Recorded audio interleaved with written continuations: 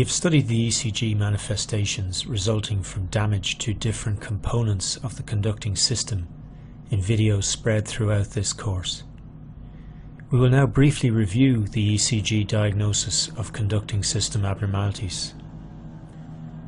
Damage to the AV node or diffuse damage to multiple components on the right and left sides of the intraventricular conducting system impairs the transmission of atrial depolarization into the ventricular myocardium, manifesting as AV block on the ECG. AV block may be first, second or third degree. Isolated damage to the main body of fibres in one of the branches of the bundle of His results in left or right bundle branch block on the ECG. The PR interval is normal as depolarization is initiated in good time on the unaffected side of the heart. However, the QRS complexes are wide as depolarization travels slowly through the affected chamber outside the conducting system. The ECG patterns produced by left, or as shown here, right bundle branch block are predictable and distinctive. However, in the majority of individuals, the left bundle branch divides into three peripheral branches, or fascicles. The two major subdivisions of the left bundle branch, the left anterior fascicle and the left posterior fascicle, depolarize the walls of the left ventricle. Because of extensive anastomoses between these systems within the walls of the left ventricle, when one of these major branches is damaged, the QRS complex duration remains within the normal range. However, the altered pattern of flow within the left ventricular wall manifests on the ECG as a shift in the cardiac axis.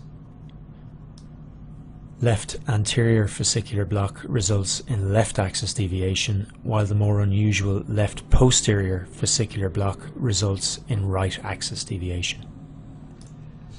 As outlined in earlier videos, damage to components of the conducting system occurs secondary to many different pathologies. However, you will commonly encounter conducting system dysfunction in the setting of ischemic heart disease, and therefore it is worth knowing a little bit about the blood supply of the conducting tissues. As shown here, the AV node is usually supplied by a branch of the posterior descending artery, which is itself a branch of the right coronary artery in 90% of individuals. In clinical practice, AV node damage with first, second or third degree AV block is often a problem in inferior infarction or ischemia secondary to obstruction of the right coronary artery. The left anterior descending artery supplies the interventricular septum through septal branches. These vessels supply the right bundle branch, the main body of the left bundle branch and the left anterior fascicle of the left bundle branch. Anterior myocardial infarction may therefore result in blockage of conduction in either the right or left bundle branches, resulting in new onset right or left bundle branch block on the ECG, while left anterior fascicular block developing in anterior MI will give rise to left axis deviation on the ECG.